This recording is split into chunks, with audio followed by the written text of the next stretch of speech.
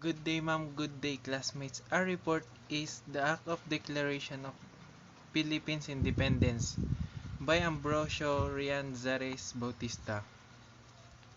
So, first of all, who is Ambrosio? Ambrosio is also known as Don Bosyong, was a lawyer and author of the Declaration of the Philippines Independence. A distant relative of Rizal family, Bautista frequently provided advice to Philippines national hero Jose Rizal during the school days in Manila.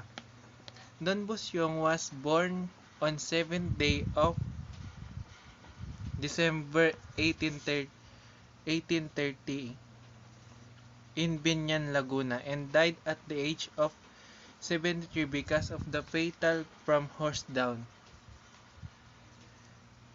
In his early career in life, he attended preparatory school in Binyan and studied law at the UST or University of Santo Tomas, where, wherein he obtained a degree in 1865. He then practiced law in Manila and offered free legal service to poor clients. Practicing law, Bautista on his to Malolos, Bulacan was captured by a group of bandits who subsequently learned that he had saved many of their friends. As a defender of the poor in court cases against rich Filipinos and Spaniards, the bandits apologized to Bautista and set him free. While Bautista in its political career he, he solicited funds to finance a campaign for reforms in the Philippines, later became a member of the La Liga Filipina, Cuerpo de Compromisarios, and La Proganda. In 1896, the Spaniards arrested and imprisoned him to Fort Santiago as he suspected of being involved in the Philippines Revolution because to Bautista elected to defend him and was later released from prison in 1898.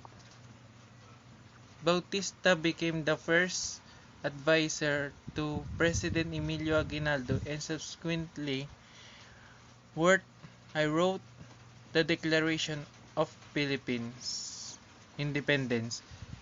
Contrary to common belief, it was Bautista and not Aguinaldo who waved the Philippine flag before the jubilant crowd on June 1898 during the Philippines proclaiming of independence in Cavite.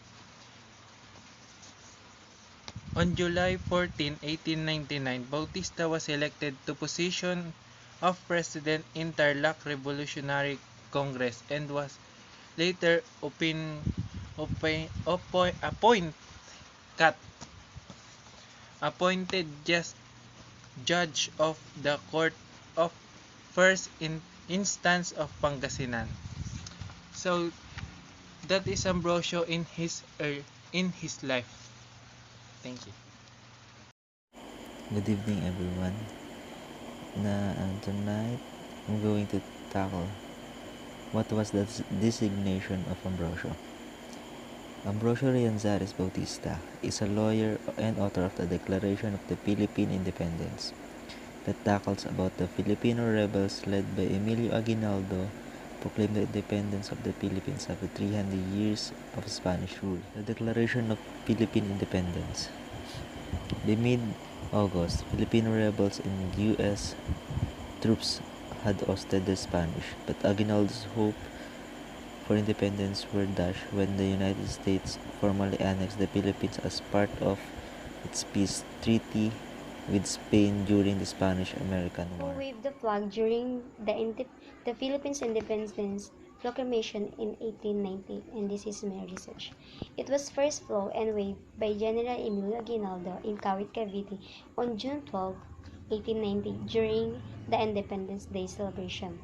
June 12 later was officially proclaimed the National Independence Day by virtue of Proclamation No. 28 of President Diosdado Macapagal. Emilio Aguinaldo, leader of the Philippine Revolution, waved the Philippine flag that he had brought back with him from exile in Hong Kong. It was a moment of glory for revolutionists and for the Filipino people. May 28, 1898, the Philippine Revolutionary Army defeated Spanish forces in the Battle of Alapan, Imus, Cavite. The national flag was yet to be formally announced on the day of the battle. It was formally presented on the people on June 12, 1898.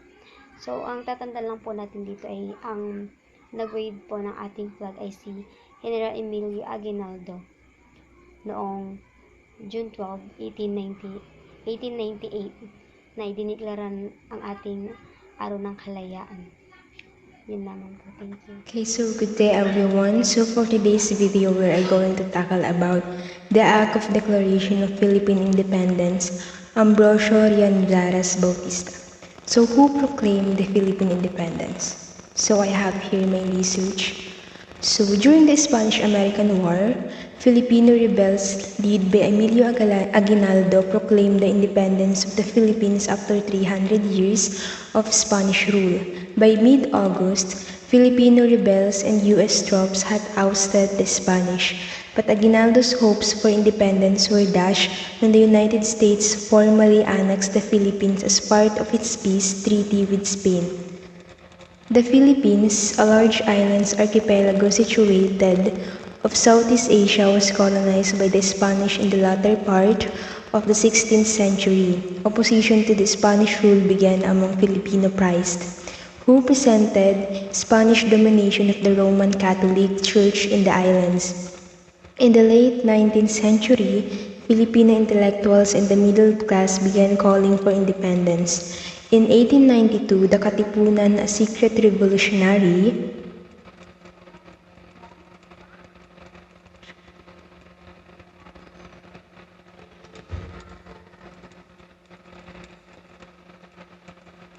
society was formed in Manila, the Philippine capital on the islands of Luzon. Membership grew dramatically, and in August 1896, the Spanish uncovered the Katipunan's plans for rebellion, forcing premature action from the rebels. Revolts broke out across Luzon, and in March 1897, 28-year-old Emilio Aguinaldo became leader of the rebellion. So yun lang. What are the main reasons behind the Declaration of Philippine Independence? Emilio Aguinaldo proclaimed the Philippine independence for us to be free. Freedom is the main reason when the government thought that British is being unfair.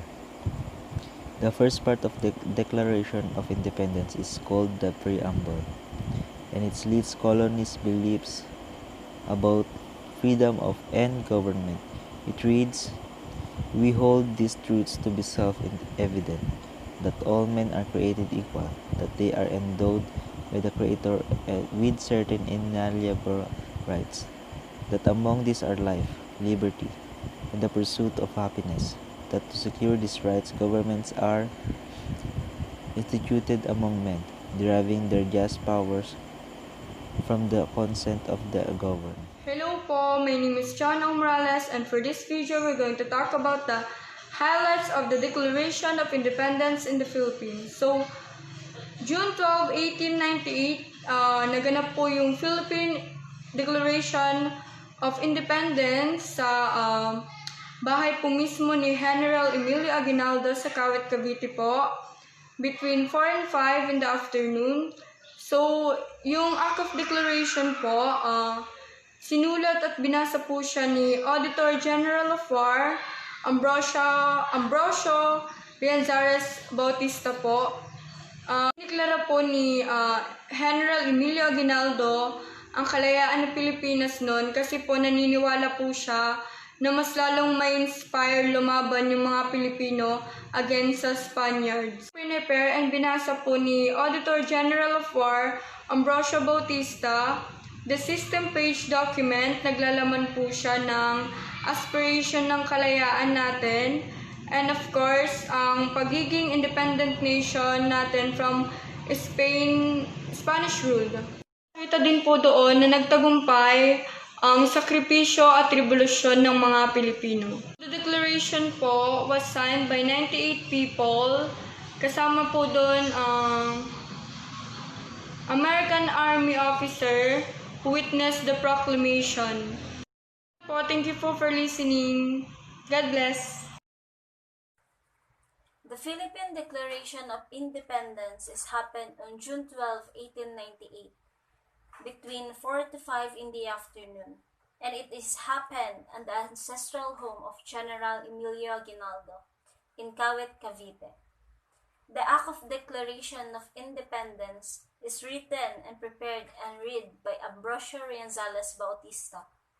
It is also signed by 98 people. And in 1946, President Diosdado Macapagal signed into law the Republic Act No. 4166, designating June 12 as Independence Day.